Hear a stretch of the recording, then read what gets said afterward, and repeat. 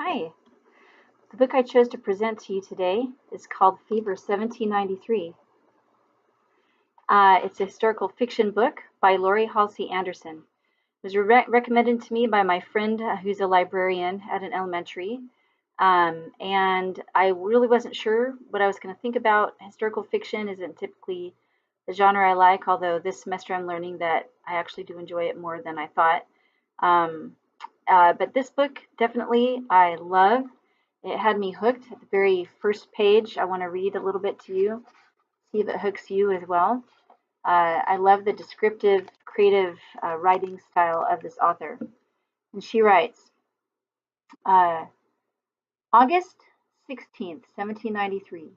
The city of Philadelphia is perhaps one of the wonders of the world. Lord Adam Gordon, Journal Entries 1765.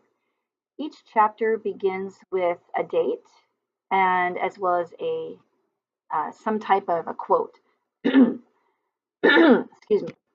The date helps you sort of picture in your mind chronologically how the events are unfolding, and the quote always has to do with the topic in that particular chapter.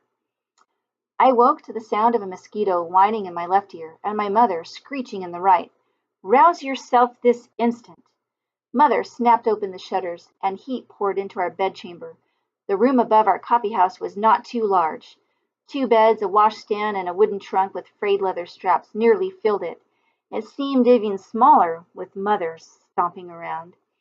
Get out of bed, Matilda, she continued. You're sleeping the day away. She shook my shoulder. Polly's late, and there's work to be done. The noisy mosquito darted between us. I started to sweat under the thin blanket. It was going to be another hot August day. Another long, hot August day. Another long, hot, boring, wretched August day. I can't tell who is lazier, Polly or you, Mother muttered as she stalked out of the room. When I was a girl, we were up before the sun. Her voice droned on and on as she clattered down the stairs. I groaned. Mother was a perfect girl. Her family was wealthy then, but that didn't stop her from stitching entire quilts before breakfast or spinning miles of wool before tea. It was the war, she liked to remind me. Children did what they were asked to do, and she never complained. Oh no, never. Good children were seen and not heard. How utterly unlike me. I yawned and stretched and then snuggled back into my pillow. A few more minutes rest, that's what I needed. I floated back to sleep, drifting like Blanchard's giant yellow balloon. I could just see it. The winter's day, the crowds on the rooftop, the balloon tugging at its ropes. I held my breath. Would the ropes hold? Would they break? The devilish mosquito attacked, sinking its needle into my forehead. Ow! I leapt from my bed and thunk! I cracked my head on the sloped ceiling. The ceiling was lower than it used to be. Either that or I had grown another inch overnight. I sat back down, wide awake now, my noggin sporting two lumps, one from the ceiling and one from the mosquito. No balloon trips for me. Oh, I hope that caught your attention there. I just thought that that main character, Matilda, her mom calls her, but she's called Maddie throughout the story. I just thought she was such a funny character that she was really going to be fun to read about. And so the story began. And this story is about the yellow fever that hit Philadelphia in 1793. And trying to find another chapter that I want to read to you about. And it killed 5,000 people within 3 months. That's really devastating. That was 10% of the city's population at the time. So you can imagine the panic and fear that went through the countryside and all around that area.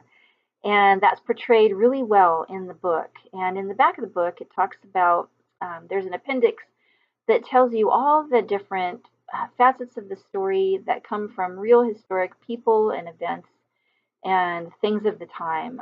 For instance, the the family, Matilda and her mom and her grandfather, live in the upper portion of this coffee house that Matilda's dad had built.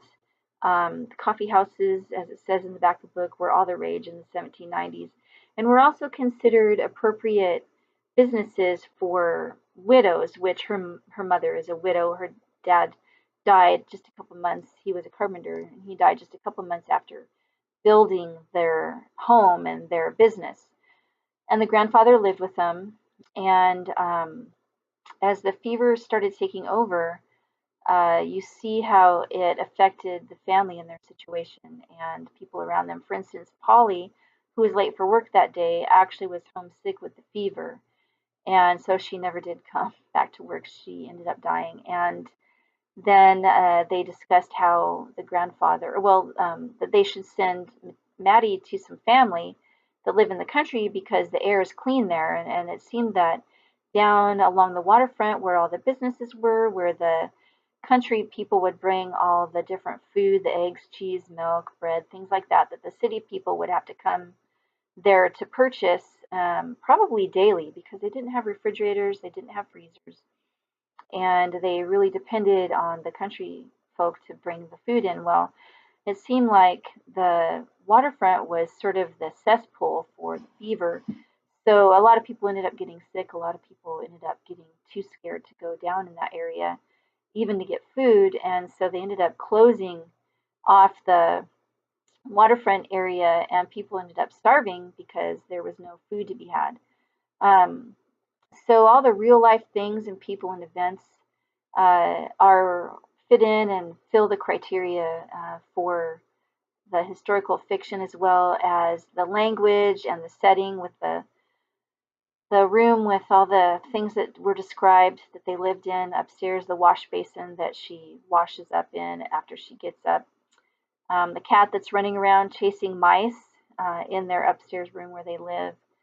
Um, Also, the relationships between the people, that's another criteria that's very well thought out and in detail described between Matilda and her mom. You can see that they have some issues between them, nothing unusual, but also Maddie and Polly, the girl who's their servant, were best friends growing up, and then also the relationship between Maddie and their cook, who's an African American woman that comes in and is really a part of the family, although she has her own home, and that later goes on to help Maddie as she has traveled to try to escape the fever, but she ends up not escaping it.